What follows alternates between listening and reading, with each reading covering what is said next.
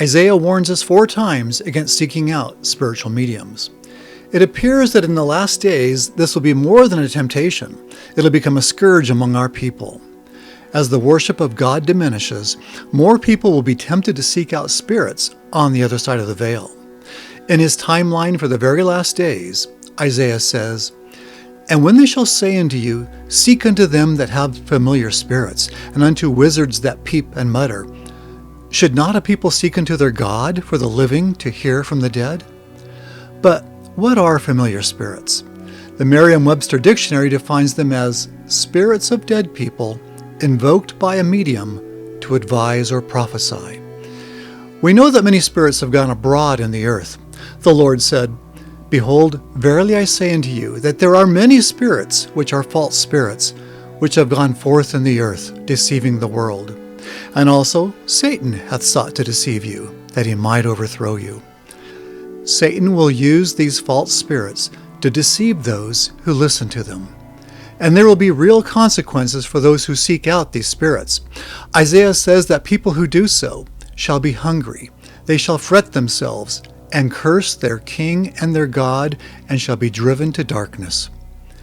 Yes, many spirits have gone abroad in the earth, perhaps especially those still wallowing in spirit prison.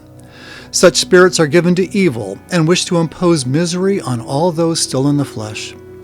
They may speak truth for a moment, but soon they will deceive the people and lead them into the same harrowing darkness that they themselves reside in. In the book of Revelation, John tells us that spiritualism will become so powerful in the last days that a false prophet will rise up to do great wonders and make fire come down from heaven. And this false prophet will even have power to give life to an image of the beast.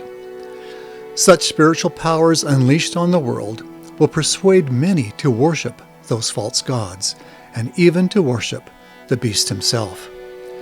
As faith in God wanes, we will see the worship of false spirits being championed by many. We will see celebrities boasting of their favorite mediums, hailing their mystical words, and celebrating their cryptic prophecies. We'll see an industry of spiritualism spring forth, and many will enrich themselves through it. As the worship of God continues to fall from favor, mediums will rise to become the new prophets. Lies and deceptions will choke off truth and light. And soon, sorrow and misery will be the result. As Isaiah says, "But these 2 things shall come to thee, the loss of children and widowhood. They shall come upon thee for the multitude of thy sorceries, and for the great abundance of thine enchantments."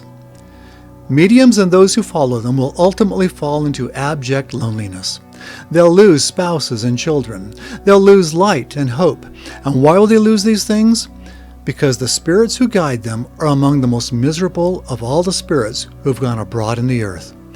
As Nephi says, "Wherefore men are free according to the flesh, to choose liberty and eternal life through the great mediator of all men, or to choose captivity and death, according to the captivity and power of the devil. For he seeketh that all men might be miserable like unto himself." Again, in Revelation, John tells us that as troubles mount in the last days, more and more people will turn to false spirits for guidance. And they'll do this because those spirits will seem more willing to speak to us than God will. And this will happen because the people will have stopped living within God's light and truth. And because of that, they can no longer hear his voice. So they listen to the voices they can hear, even if they're mischievous and tortured spirits who love to deceive those still in the flesh. Isaiah says this will even happen to some in the covenant. But, he says, should not a people inquire of their God? Should one inquire of the dead on behalf of the living? We should not inquire of the dead, because those spirits who answer will tempt us with truth for a while, and then carefully lead us into darkness, where we will become so miserable that we will curse our King and our God. Let us pay the price to know the one true God. Let us worship him and him only. May we seek out his Spirit on his terms and hearken only to his voice. May we rejoice only in the truth and light of our God. I'm Curtis Taylor with the Words of Isaiah.